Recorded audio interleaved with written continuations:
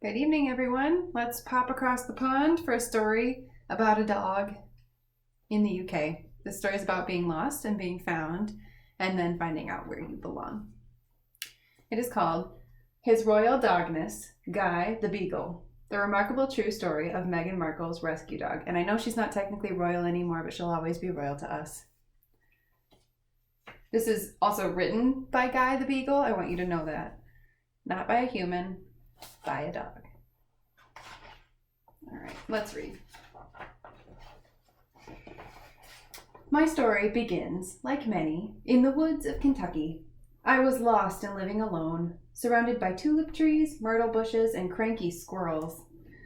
But as luck would have it, a nice person found me and moved me to an animal shelter. I soon learned that an animal shelter is a lot like a public restroom. You want to spend as little time in one as possible. Sadly, despite my best tail wags, no one in Kentucky came to adopt me. I'm not sure why. My ears are like velvet. My paws smell like corn chips, and I have a superior sniffing nose. I'm a catch. So I was packed up and sent to an adoption event in Toronto, Canada. And that's where I met her, my forever owner, Meghan Markle. I absolutely adored Meghan. Meghan and I did everything together. We went on walks, played fetch, even binge-watched episodes of Suits. But I wasn't the only one.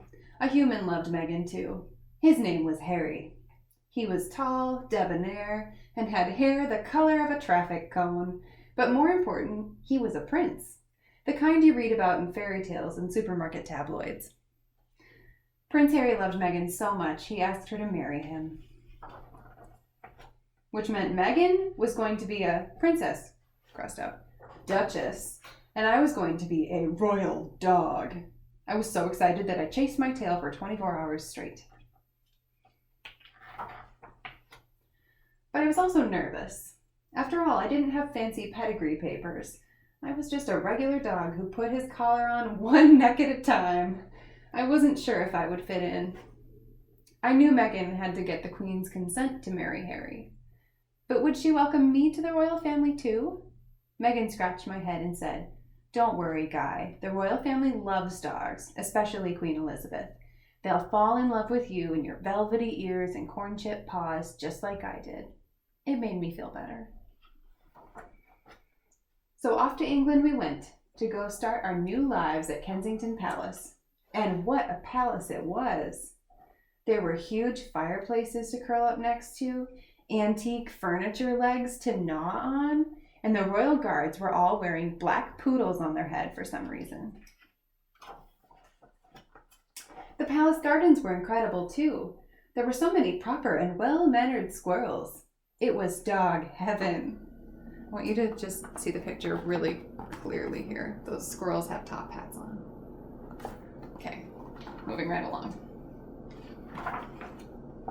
But my transition to England wasn't all kibble and roses. I was confused by their customs. In England, dogs go to the bathroom on the left side of the hydrant. Instead of sneakers, they chew on trainers. And my doggy sweater was replaced with something called a doggy jumper. Things got bad when I met Queen Elizabeth's royal canines, Sir Vulcan the Great and Madame Candy the equally great. "Hello," I said. "Pip pip, cheerio, collywobble, Bob's your uncle," replied Vulcan. "Pardon me?" I said. "I don't speak British." "Very well," said Vulcan. "As a royal dog, you can never say an uncouth hello when greeting someone. You bow your neck like this." "Oh, I'm sorry," I said. "No, no, no," said Candy. "You never say I'm sorry either. You blame it on the Prime Minister. Such as, the Prime Minister is the one who made that mess on the carpet." I was embarrassed. I had so much to learn about being a royal dog. Meanwhile, Meghan and Harry were busy getting ready for the wedding.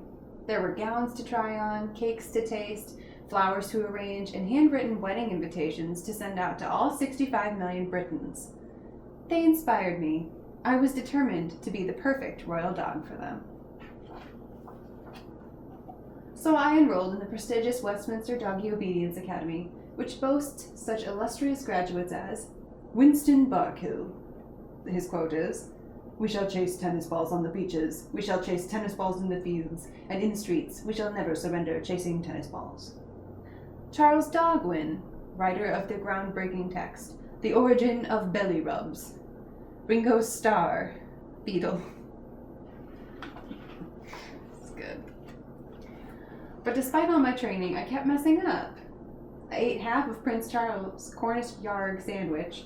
I shed hair on the throne. I dragged my butt on the palace carpets. I ate the other half of Prince Charles' Cornish yarg sandwich. Things got so bad that Vulcan pulled me aside and said, "Tally-ho, you're off your trolley, you cheeky chuckaboo," which roughly translates to, "You'll never get the Queen's consent to be a royal dog acting like that." And the English paparazzi were equally unkind. This says, "Sit, stay, embarrassment," and "Faux pas, Guy tracks mud on royal carpet." I felt like I was in the woods of Kentucky, lost and alone. And then the big day came, the royal wedding. It was incredible. The pageantry, the crowds, the ridiculous hats. Meghan looked gorgeous. Harry looked handsome. Everything was absolutely perfect. Everything except for one thing, me. Who was I fooling? I wasn't a royal dog. I was going to ruin Meghan and Harry's special day. I was feeling hopeless when in walked Queen Elizabeth. She looked upset, and I thought for sure it was because of me. But to my surprise, the Queen said, "Oh dear, Guy, I can't find the sprig of myrtle for Meghan's bouquet. It's been a part of every royal bouquet since the 1840s. I simply must find another one." I knew what I had to do. I ran out the doggy door, put up my superior beagle nose to the ground, and searched the palace gardens for the myrtle plant, a scent I knew all too well from my days in the Kentucky woods. I sniffed on top of statues. I sniffed in the fountain. I sniffed around hedges. I sniffed everywhere until, brilliant, I found it. I grabbed a small sprig in my teeth and ran back to the Queen as fast as my legs would carry me, feeling rightly chuffed. Hey, I was getting the hang of this British thing after all. The Queen was overjoyed. Even Vulcan and Candy were impressed, shouting, "Scrummy hunky-dory," which translates to, "Who's a good boy?" Seizing the moment, I climbed up in the Queen's lap and asked, "Your Majesty, may I now please be a royal dog?" The Queen just laughed and said, "My dear Guy, you don't have to save the day to be a royal dog, and it doesn't matter if you're a purebred corgi from Wales or a stray dog from Kentucky. All that matters is that after the wedding, we will be a family." "Really?" I said, moved. "Yes," said the Queen. "You don't have to be something you're not. You only have to be what you are. And what you are is a smart little beagle with velvet ears who is loved by Meghan and Harry, and now me." I smiled and licked the Queen's face. I was about to become a royal dog. With that, the Queen leapt to her feet. Well, slowly got up. She is 92 years old. And said, "Let's go for a ride, Guy." Oh, I'm sorry. Where did my British accent go? "Let's go for a ride, Guy. We have to get this bouquet to Meghan." "Can we both stick our heads out the window?" I asked. "Absolutely," said the Queen. And that's exactly what we did, all the way to the royal wedding. The end. Happy ending. Enjoy your evening. Thanks for reading with me.